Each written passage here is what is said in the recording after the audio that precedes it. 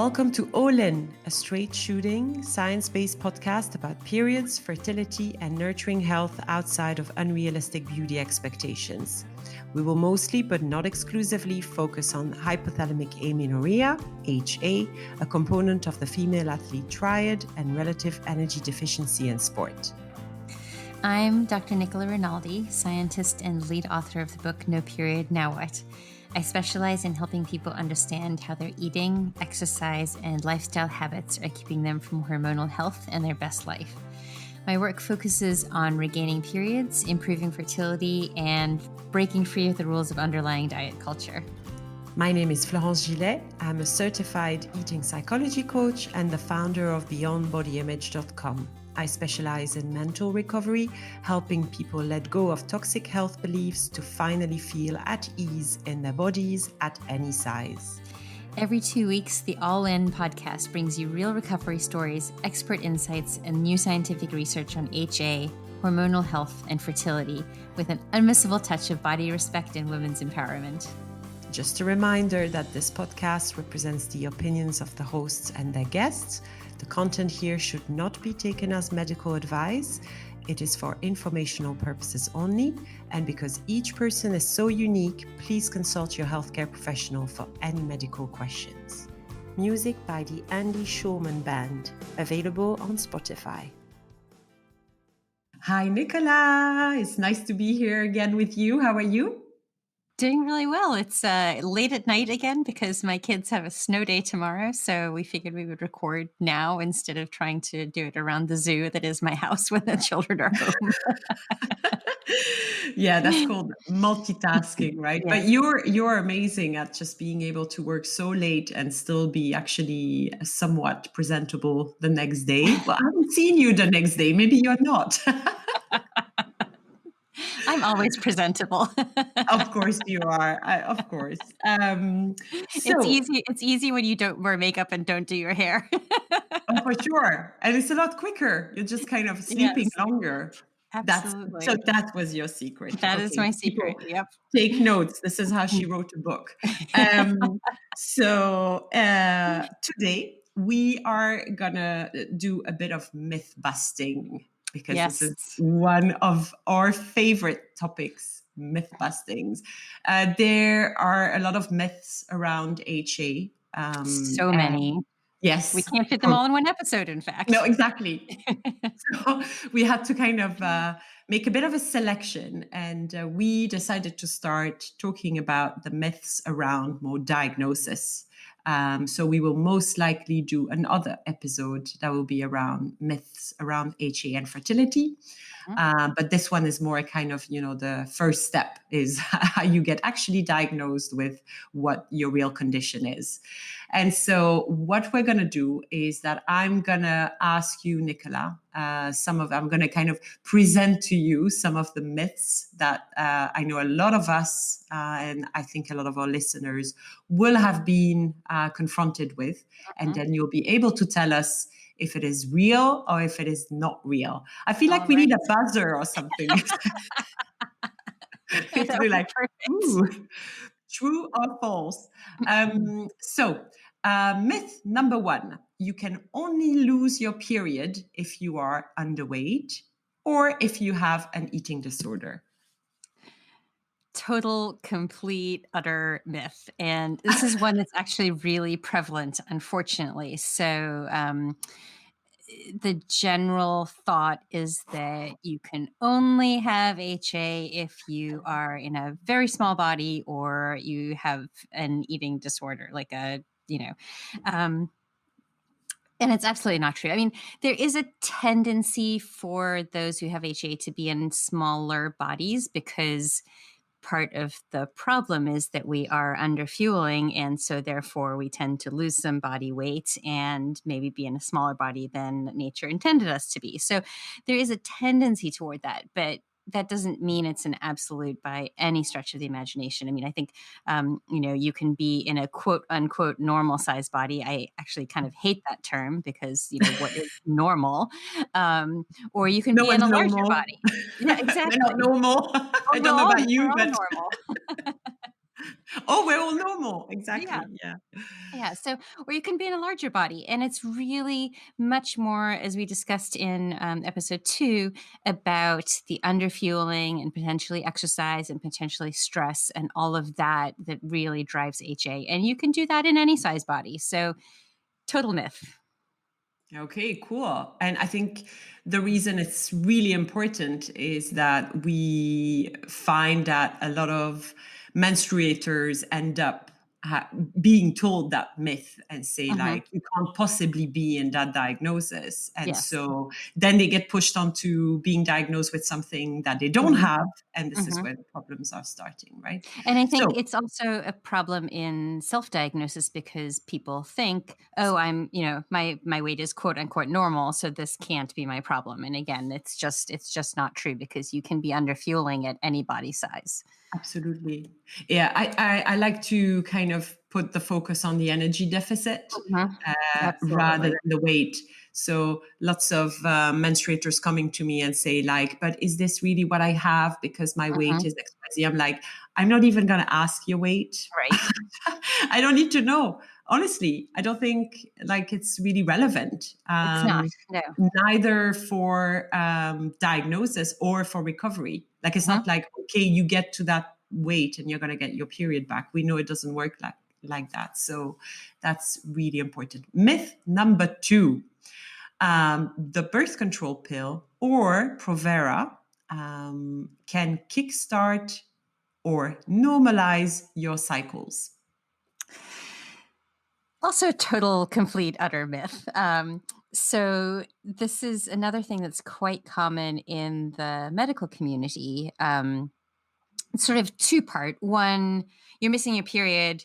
Here's the birth control pill. It's going to normalize things. Well, it doesn't. It's a band-aid. It gives you an artificial bleed. You are not ovulating, so it's not a normal period. It's an artificial bleed. If you stop taking the birth control pills, you probably won't have your period again. And you could take a month or two, but the birth control pills actually suppress your reproductive hormones. They suppress FSH and LH quite strongly. So Mm-hmm. there's literally no mechanism by which they would jumpstart your periods. Um, Similarly, for taking Provera, I actually have a blog post on this at noperiod.info/Provera.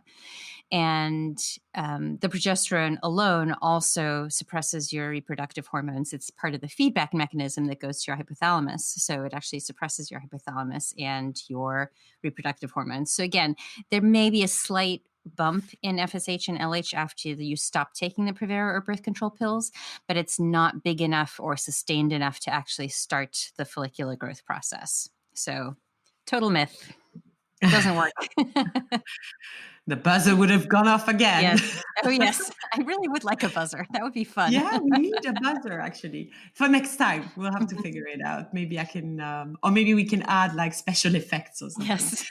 Um, Number 3, you can't have hypothalamic amenorrhea if your hormonal levels are quote unquote normal. So this is an interesting one. I think part of the problem is that the normal range for luteinizing hormone, which is the best thing we have to diagnose HA, is too big. So I'm not Mm, sure what it's based on, but the normal range for many labs goes from 2 to 15 or something like that. right. And I can tell you that if you have an LH level of 2, your hypothalamus is suppressed. That is not Yeah. normal. Um, so it's interesting. LH is the best marker for the hypothalamus because the hormone that's actually secreted by the hypothalamus is gonadotropin releasing hormone, or GnRH, and that Mhm. has a very short half life. Basically, it Yeah. gets degraded very quickly, so we can't measure it. But every time your hypothalamus releases a pulse of GnRH, that goes to your pituitary, which releases LH, and that we can measure because it has a longer half life. Yeah. Um, so that's one thing, is the normal range is not accurate. And so if a doctor doesn't know that and just looks and, they typically just scan up and down your page, what's out of range? Well, an LH of say 3 is in the quote unquote normal range, but it Yeah. does indicate hypothalamic suppression. Um, Another instance where you can have truly normal hormones, but still not be getting your period is if your case of HA is quite mild or you've been working on recovery. And what happens when you're working on recovery is that your hypothalamus becomes desuppressed. And then the very last thing to come back is the signal to start the follicular growth process. So if your hormones truly do look normal, that could be the stage that you're in. You're just sort of, your body is kind of prepping for periods, but not quite there yet. So prepping for ovulation rather, because ovulation typically happens before your first period. So that one is a myth, but it's quite nuanced. So I think Right. it's yeah. There's more to it than just saying completely false, right? Yes, yes, exactly. You need to look a bit further. Okay, Yes. that makes absolute sense. Moving on to number 4. And this is more for people that would be in a recovery from an eating disorder or from Mhm. disordered eating. They can sometimes be told they are recovered because they are quote unquote weight restored, Ooh, which again, like neither of us really like that term, but it's used. So I think if yes. it's your case, we want to use it so you can recognize it. If you are weight restored, quote unquote, which is typically kind of a BMI of 19, is Mhm, used as a way to calculate that by eating disorder treatment facilities, for example. It would be fine not to have a period and you would still be recovered from your eating disorder. So this is obviously, it's got stronger ramifications to other topics. yes. But what I think the question here is more to say, what do you think you would diagnose if you see someone who has gone through an eating disorder, is obviously doing better, Mhm. but still has a BMI of 19, which is not that high, right? Yeah, yep. And which, again, we don't use BMI to diagnose, but Well, that's the problem, right? and would still actually, probably eat more and maybe exercise less, but still not have a period. Would like I personally believe like this is not really a sign of good health still. Absolutely not. I mean, Exactly. so you have to remember the benefits of having a period really come from the hormonal changes around ovulation. Um, so if you're not ovulating and you're not getting a period, you're not getting the benefit of the marked increase in estradiol and progesterone and all the other hormones related to the Hmm. whole cycle. So you're not getting the benefits of those for bone density purposes and for everything else that everything else that those hormones do for us. Go So back to this is episode 2. yeah, and this is Yeah, this is sure. actually the case for my co-author Stephanie. She had come out of eating disorder recovery and Yeah. was quote unquote weight restored. And I mean, the big problem with that is that there isn't one number that's okay for everybody. Like some people might get their period back Yes. when they're quote unquote weight restored by that metric, but many people don't. And so I think it's much better to use other health markers as a Mhm. measure of when you're truly recovered rather than using a number for your weight or your BMI. So Yeah. yeah. Yeah. So that was Stephanie's situation. And so she came onto the Fertile Thoughts board and discovered the whole all in process, went all in, got her period back, proceeded to go back to marathon running and ended up finding out she was pregnant with her second child, like the day that she ran a marathon. So Oh, wow. yeah. That's so cool. That's Yep. so cool. Yeah. I think and obviously none of us are eating disorder specialists. Yes. But I think it's still something that we wanted to include in there because Yeah. it happens a lot. Yes. And Well, it seems like a lot of eating disorder treatment is still very weight centric yes. and calorie centric. And, I would very much encourage anyone who's listening who's going through eating disorder recovery to, if your treatment team is talking to you in those terms, to maybe speak with them about thinking of other ways to look at what recovery really means rather than just Mhm. getting to a particular number and then getting discharged and not necessarily being fully recovered. It's such a tough topic because Mhm. obviously there's big money involved and insurances, and sometimes you don't get access to the non-weight centric or health at Yeah. every size Yep. type treatment. Mhm. But I will probably try and put some resources in the show Oh, notes that would so be that great. yeah, people can kind of start looking Mhm. in the right place. And if they feel like maybe their care is not completely what they had expected, that they can maybe find places where they can get more support on a kind of health at every size, non-weight centric point of view. Great. Okay, so myth number 5, gaining weight won't help you get your period back. Again, that's kind of an interesting one because we don't really like to talk about period recovery in terms of weight gain. It's much more about fueling your body appropriately and cutting out your high intensity exercise, basically relieving the things that are suppressing your hypothalamus so that your period can come back. And for many people, that added fuel does lead to some weight gain. So it's kind of a roundabout way. It's almost true, but for I think that the weight gain can be a consequence of properly fueling your body, and often necessary because, as we discussed a little bit earlier, a lot of times people have been suppressing their natural weight for many months or Yes. many years even. And so, in my case, I lost a significant amount of weight right around the time I was coming off the birth control pill and didn't get my period. And, in hindsight, it's quite obvious that it was due to the caloric restriction that led to the weight loss. Mhm, Um, mhm.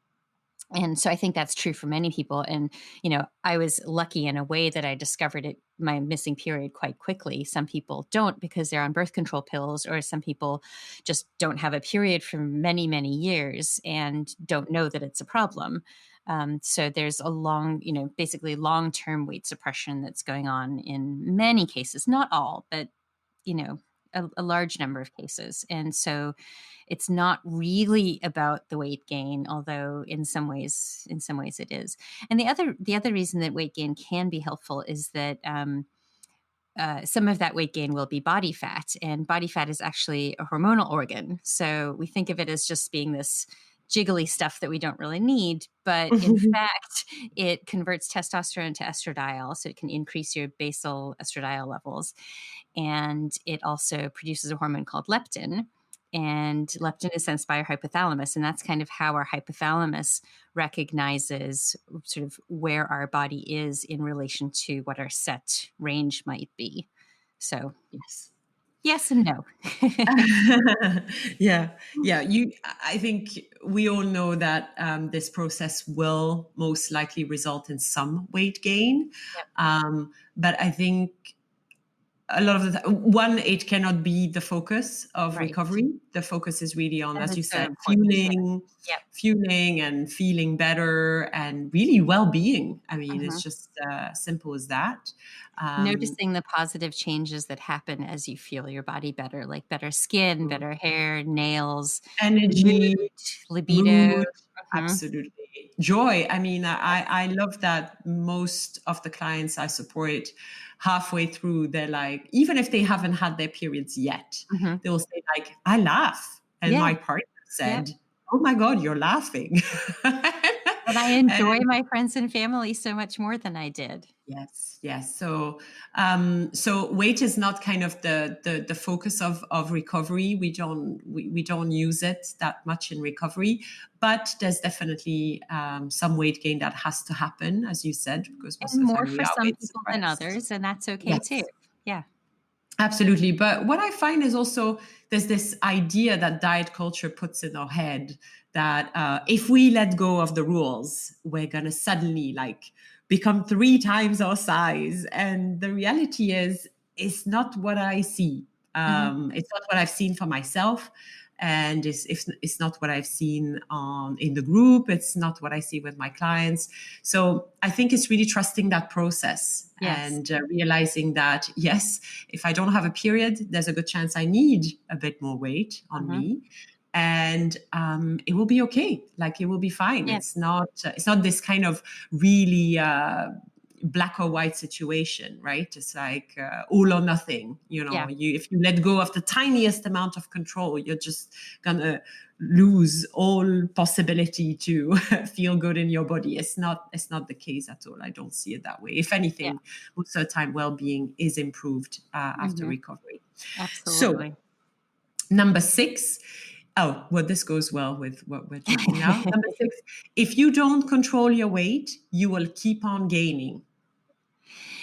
Yeah, I mean, I tend to find, well, first of all, I think it's important to say that there's nothing wrong with being in a bigger body. I mean, No. there's nothing about health or anything. I mean, there's just so much stigma in our society against people in our larger bodies. But in Yeah. reality, when you kind of peel back those layers, people are in all different sizes of bodies and, equally valuable and worthy as human beings, no matter what size body you're in. So I think that's really important to always keep in mind. We put so much value on mostly on ourselves based on our body size. Mm-hmm. And we tend to be very negative towards ourselves if we gain some weight. Mm-hmm. And I think, it comes so much from society in the negativity around people in larger bodies, but it's, Yeah. it's just, yeah. So I'm kind of losing my train of Uh, thought here. it's okay. I think that's it goes totally with that myth of saying if you don't control, you're just gonna keep on gaining weight and you're gonna end up, in really difficult situations, whether it is about health or about your own confidence, or you're just gonna lose all your advantages and, and being discriminated. It's Some of that is unfortunately true. Yeah. we live in a world where being in a larger body is really, really hard and difficult. So, but I think what I'm trying to say is it's important in recovery to really take a close look at our own internalized fat phobia. Hmm. So fat phobia is not the fear of fat people. It's the fear of us becoming fat, right? And Hmm. it's everything associated with that. So when we decide to diet because we want to be thinner, effectively, we have internalized the idea that thinner is automatically better. Yeah. And what we see with HA is that thinner is not automatically better. No. And definitely with health, there's this constant confusion between thinness and health, Hmm. which I keep finding is completely random because in a lot of cases, thinner is definitely not healthier. Yes. Um, so um, why I want to say this is it's important in recovery to really be able to analyze if we feel like, yes, of course, I accept everybody, whatever their body size, whatever their shape, whatever their appearance. I don't have anything against people that may be in bodies that are not, quote unquote, conventional, or that we don't see that much in the media. But the reality is, if we still feel hate for ourselves Hmm. when we actually let go a little bit of our dieting or over-exercising habits, then effectively we still suffer from fat phobia. Yep. And I'm not saying that in a bad way, because we all swim in it. Hmm. And, myself and Nicola, we also had to work on that. It didn't come to us naturally, or it's And just still something that are we working on it. I mean, it's absolutely, just like the and rest of recovery, it's an ongoing process and totally, self-discovery and everything. absolutely. So, but going back to that myth, I find it interesting that, to me, the less I actually try to control my weight, the more stable it is. Mhm. Because our bodies are really, really clever. And they are, as you explained just before, the fact that body fat even plays a role. We tend to demonize body fat, like we really have to get rid of all of it. But Yes. someone who would not have any body fat is actually really sick, right? Yes. And Yep.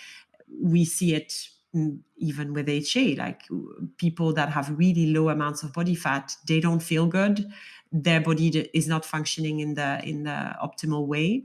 So all this to say, I I will put in the show notes a link to a blog post I made on the set point weight theory, Mhm. if this is something you're interested about. But to me, I find that the less I try to control, and I know it's the same for many of my clients that are recovered, the more they are just free around food to decide what they want to have, what they feel like having. They're able to listen to those cues. And this is obviously much later Yes. down the line. It doesn't happen overnight. So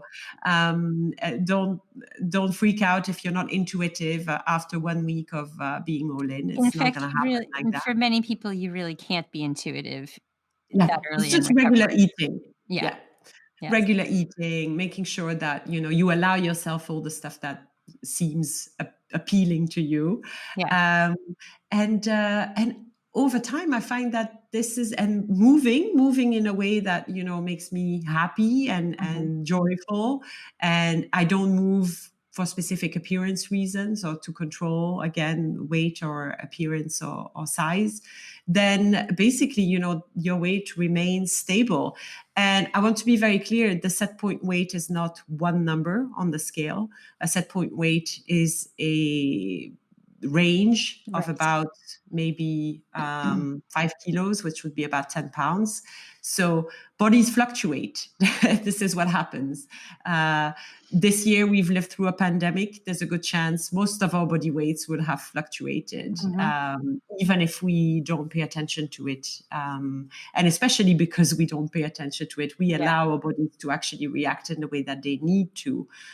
Because if we're really stressed and if we're confined all the time, there's a good chance that we may gain weight. And it's not going to be a big deal because our bodies can really deal with that and respond to that and adapt the metabolism. The science side of what happens is that, particularly in HA recovery, your metabolism has slowed down. That's basically your body's way of dealing with the underfueling. If you're not giving your body enough energy for everything it needs to do, it has to shut things down, aka slow down your metabolism. I mean, it's just it's basically a different name for the same thing. So as you give your body more fuel, it ramps up some of those functions that were shut down, like keeping your body warmer. That burns a lot of energy. Sending more energy to your brain. About 30% of your body's energy does go to your brain. And a lot of people Mhm. that have HA experience brain fog, and magically, not magically really, that lifts when you give your body enough energy. Your reproductive system requires energy. Making hunger hormones requires energy. So all of these things turn back on. And so your body actually ends up using more energy in a day than it did back when you were underfueling and had HA. So it all kind of ends up balancing out in the end. Totally, totally. It's like you would start a fire and you have to kind of keep feeding that fire so it Mhm. it can keep going. If you just send a twig into the fire, if you just put a twig into the fire every 6 or 7 hours, it's gonna die, right? I love that So analogy. yeah, it's something I found is quite powerful to explain how it works, Mhm. in layman terms. But Yep. anyway, so basically, that's again, it's a bit more nuanced. it's, Yes. Way more but nuanced. definitely, we believe that there's no big reason to control your weight, and that it's most likely to make you more obsessive than Yes. healthier. Yes. Um, Myth number 7: exercise is a good thing. You can't have too much of it. Oh my goodness. Again, That really depends mostly on your fueling. If you're under fueling, then exercise can be very damaging because not only is it burning fuel that your body really needs for other things, but it can also be much more likely to lead to injury because your body Mhm. doesn't have the fuel to repair. I mean, exercise causes damage to your body on a daily Yeah. basis. And so there is such a thing as too much exercise. I mean, if you look at elite athletes, they're doing all kinds of things to recover. I don't believe they're training the same way every single day. There's a lot of cross training and all of that. But particularly if you're missing your period, exercise can be quite detrimental and can keep your period suppressed, even if you're eating enough, because Mhm. your hypothalamus just doesn't have the wherewithal to kind of start going again if it's being suppressed by the cortisol that's generated by high intensity exercise. So this is another one that's an absolute total utter myth. you know, exercise. I mean, exercise is really great and healthy when it's properly fueled. When it's not properly fueled, then as we just discussed, it can cause a lot of problems. And so it does often need to be cut out for some length of time until your body is recovered enough to be able to handle the exercise and until you're fueling properly so that your body has the fuel to do the exercise plus all the other things it needs to do. Absolutely. Absolutely makes a lot of sense. Number 8, if you are not an elite athlete, exercise can't be the reason you don't have periods. This is another big myth. A lot of people think that sort of only those who are exercising at, say, an Olympic prep level could possibly lose their periods. And I'm not really sure why that is, but clearly exercise plays a big role, for two reasons. One, because it uses fuel that your body might need for other things, and two, because of the cortisol from high intensity exercise that suppresses your hypothalamus. So it's like a double whammy. Mhm. So a lot of times you can do quite a lot of high intensity exercise when you're fueling properly, and it's totally fine. Um, but if you are underfueling, then you start underfueling significantly. That's when the problem comes in, and exercise does play a role. I mean, there in the survey that I did for No Period Now What, there's a graph where I show the different amounts of exercise, days per week and time per day, and it ranges from no exercise at all in a few people up to 2 hours of exercise a day on a daily basis. So there's, again, just as with body size, there's a wide range of exercise levels that can be associated with HA. And it's not necessarily causative, although in many cases it is, along with the underfueling, but it can Yes. definitely prevent period recovery. So it's a big component of getting your period back is dealing with your exercise compulsion or obsession, what Yeah. do you Yeah. say? Yeah, I was about to say it really also I think we all know when we depend a little bit too much on Mhm. exercise to feel good or to Yeah. feel like we are safe. And I don't know if this is maybe me inventing this or if I'm going to ask you a difficult question, but I'm going to try anyway. Is that, for example, for me, I was not very sporty until I would say 25. And then suddenly at 25, I started moving a lot more and then not eating that much. Do you find that the kind of change in intensity, going from doing barely anything to suddenly a lot, and that happens a lot when people kind of Mhm. start a new lifestyle routine or dieting Yes. routine or whatever, they sign up for a gym and then the trainer there also gives them nutrition advice, which Mhm. is like terrible. Why would the PT give you nutrition advice? But anyway, um, it's like a shock to the system, I find, Mhm. almost, because you're going from being almost totally sedentary or doing like low intensity exercise to just becoming much more active. And as you said, if you don't fuel Yes. appropriately at that time, then that's it. You're in for Yeah. for situations like I HA. find it doesn't even have to be that much of a change if Yeah, it's, if you're ramping up your exercise intensity or amount and you're not adding fuel, HA can be a you're problem. at risk. Yeah, Yeah. absolutely. Yeah, I agree with that. Number 9, doctors can diagnose hypothalamic amenorrhea on your looks, your weight, or your estrogen levels. um, that would be another myth. Looks and weight are no part of the diagnostic criteria for HA or really any of the other causes of amenorrhea. So, I mean, if a doctor is looking at you and saying something about what's causing your period, then walk out the door and go somewhere else, honestly. Yeah. No, I um, find that it happens a lot that doctors will say you don't you look fine, yes, yes, right? yeah. And eh, it's the worst It, if you think about it, mhm. because how can you tell that somebody has specific compulsions or obsessions around moving their body or eating a certain way? Nobody can You tell. It's can't. just, You can't. So it yeah, really needs to be a hormonal workup. The diagnostic procedure for amenorrhea includes a thorough workup, including physical exam, blood work, history, and that should all be taking place when somebody is going to their doctor because they're not having a period. yeah. And then the And last part of that myth was you can diagnose based on estrogen, and that's just not true. I mean, estrogen levels are not that different between somebody that has HA and somebody who has a normal menstrual cycle. It doesn't tell you anything about the status of your hypothalamus.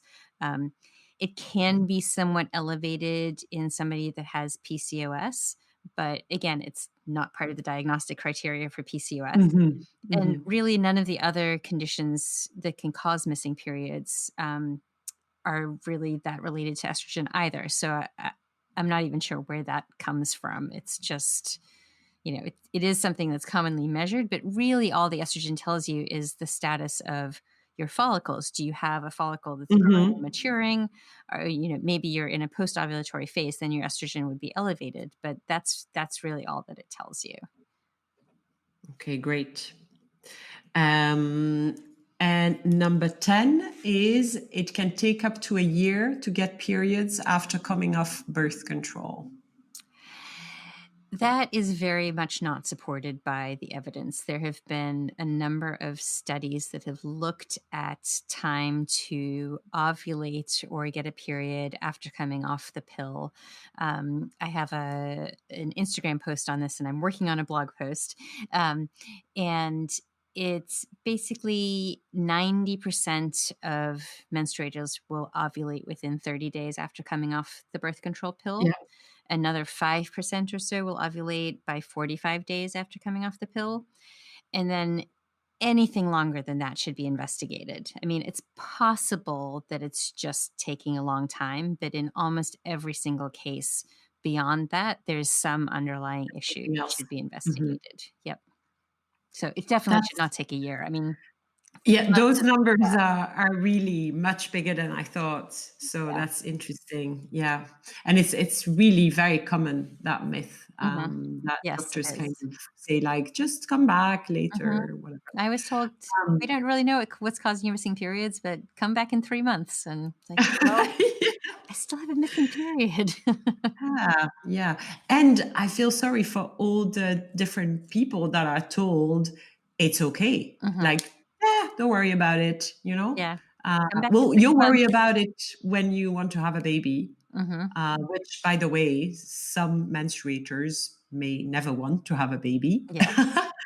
It doesn't mean that they should forget about, their bone density or the rest of their health. Mhm. So I find that really, really so limiting or Yes. restrictive to just say like, whatever. Mhm. Um, and the last myth for today is number 11. Clean eating is what will bring your fertility back or cure your PCOS. Um, this is a challenging one.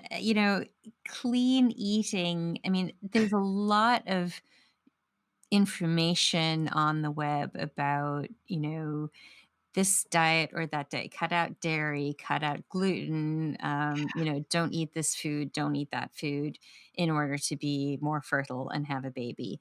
I think the problem with that is that, you know, if you're somebody with an HI mindset in the first place, or you're already missing a period, clean eating is not categorically not going to help, because then you're just denying yourself more foods. And generally, when you cut something out of your diet like that, you end up giving your body less fuel. Yeah. Um, and so that's a big problem. And also, as we discussed in our earlier episode, our bodies sense carbohydrates and protein and fat, and so if we're cutting out certain things, then that can be problematic because our hypothalamus can then be suppressed. Um, in terms of general fertility, it's there are not many well-controlled studies about, sort of certain patterns of eating for certain conditions. And certainly, I think the idea that everybody should be cutting carbs or everybody should be cutting dairy is not accurate. We all have different genetic makeup and environment. And, so there's just not strong evidence for that being a prescription for everybody.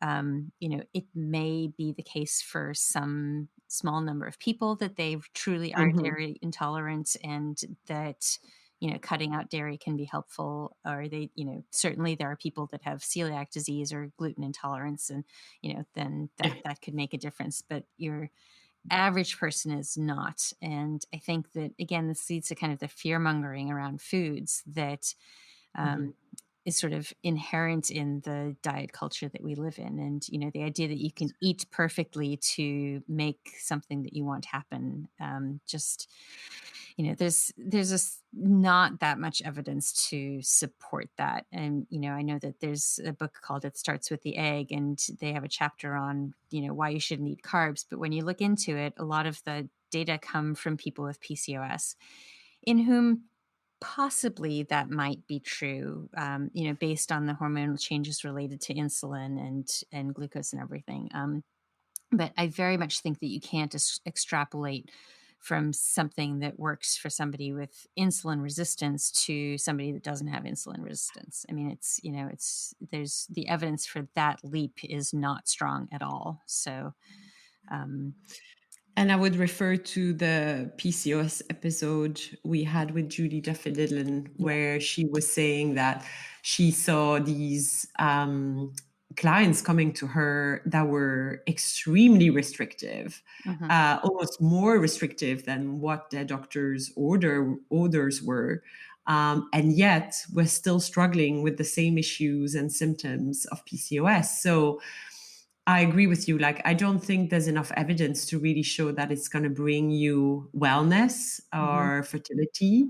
And I would obviously encourage everybody listening to us to stop using terms like clean eating, Yes. unless you really need to wash your food before you eat it. Clean, I mean, there's food is food. Hmm. Nothing is dirty in food. I personally don't use junk food terms as Hmm. well, especially with my children. We use kind of the everyday versus sometimes food, or the fun versus nutritional food. But we need fun foods as well. Like, Hmm. fun foods are not banned at Yep. all. And yeah, I put it there on purpose because it is one of the myths that we see a lot. But I mean, I know that I'm speaking for you, Nicola, but I know you'll probably agree with that, that we don't use the term clean or junk or No, that type no, of no, no. I mean, so in food. the book, we refer to sort of treat foods as fertility foods, Yeah, because those exactly. kinds of foods have a lot of energy in them, and that can help with bringing your period back. Or maybe if you're not trying to get pregnant, you could call it just recovery food. And, it's Absolutely. reframing some of the negativity that's associated with foods that are higher in fat and calories. I think is Totally. really important, because there's so much guilt that is pushed on us around eating those foods. Yeah. I mean, Yeah, you wouldn't want to eat cookies all day, every day. You'd probably be pretty unhealthy. But as I always say, by the same token, if you were to eat only broccoli all day, every day, you would Absolutely. probably be pretty unhealthy. So, You a would be balance. depleted from many different things as well. Yes. Yes. Absolutely. Yeah. And nutrition is not just a bunch of macros that you put into your body. Nutrition is related directly to pleasure. Mhm. Because this is the way we're wired. If we didn't experience pleasure when we are eating, we would not survive. Right. So it's the same for sex, right? If we didn't experience pleasure when we have sex, then the human species would disappear because we would never want to do it. So I think it's this idea that I'm going to eat perfectly and that's going to bring me health Mhm. is really something I encourage our listeners to think about more Yes. deeply, and to realize that adding some of the foods that maybe they have been avoiding with the best intentions. I'm not saying that Mhm. they did it, with the wrong intentions, but it's maybe what's actually going to bring you your health back. Yes. Definitely in HA for sure. And again, I will refer back to the episode on PCOS with Mhm. PCOS as well. Yep. You need to kind of restore that relationship with food before you do anything else. So those were the 11 myths that we wanted to go through today. Yes. Thank you so much, Nicola. That was great. And before we leave, we need to ask ourselves this question Mhm. that we ask every time we meet. It's Nicola, how are you all in this fortnight? So, two ways. One is trying to be more present with my kids and get us all outside a little bit more because the weather's turning colder and it kind of makes you want to cocoon inside. But we all really benefit so much from getting outside and getting some sunshine and some air and moving our bodies. So tonight I went to the playground with my youngest and we found some child friends there and we all played tag together. So that was That's super so fun. much fun. Yes. Yeah. Um, and the other way is really trying to stand up for what I want and need as my husband and I go through our separation. So it's very hard for me to advocate for myself, and I'm trying really hard to be good about that now because it's something, it's a legal document that I'm about to sign, so it's really important that I don't just sit back and let it happen, Yeah. but that I actually take charge and kind of make sure that it says what I want it to also. Yeah, absolutely. Most of us with HA are people pleasers, Mhm. right? But here, yeah, you're right. Now is the time, right? Mhm. And it's not always easy, but I found that speaking up is also giving me this sense of strength and freedom. And I'm So actually it's a finding challenge, but yeah, it's a I'm good actually one. finding that when I do speak up for myself, things don't go as badly as I imagined they would. So Oh, it's yes. yeah. It's so much Totally negativity that right. I put on myself, like negative expectations of what's going to happen, and it doesn't, that's often not the actual outcome. So Yeah. And reminding I find myself that of that a lot. totally. The anticipation is actually worse than the fact itself Yes. that the whole preparation you make for it like makes you feel really uneasy, but then when you kind of jump and ask the question or ask for what you need really, Mhm. it gets better and you'll Yeah. be surprised at how people react and they would Mhm. say like, well, yeah, I guess Yeah. you're right, I didn't think about it. So that's a nice one. Yeah. For So how about me, you?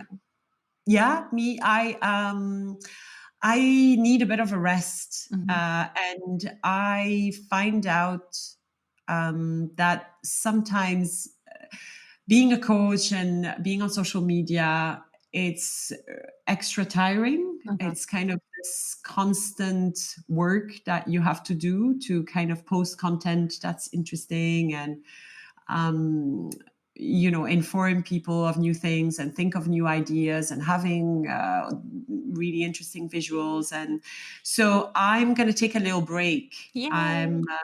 Yeah, I really Advocating feel for yourself. totally and really resting. It's Mhm. not something I've been really good at, just to say like, I'm tired, so I'm going to rest. Uh-huh.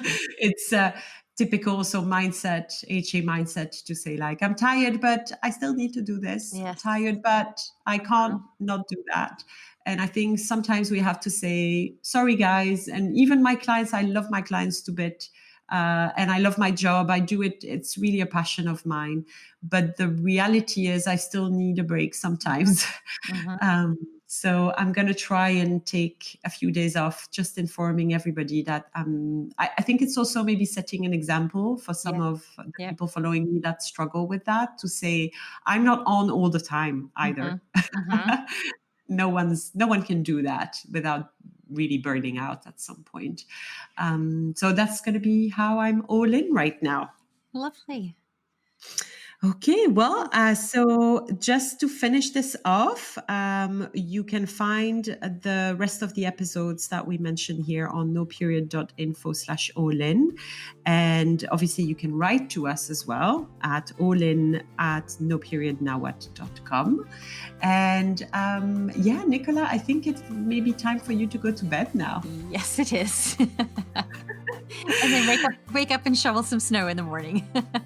Yeah, send me a picture, because obviously there's no snow where I am, never.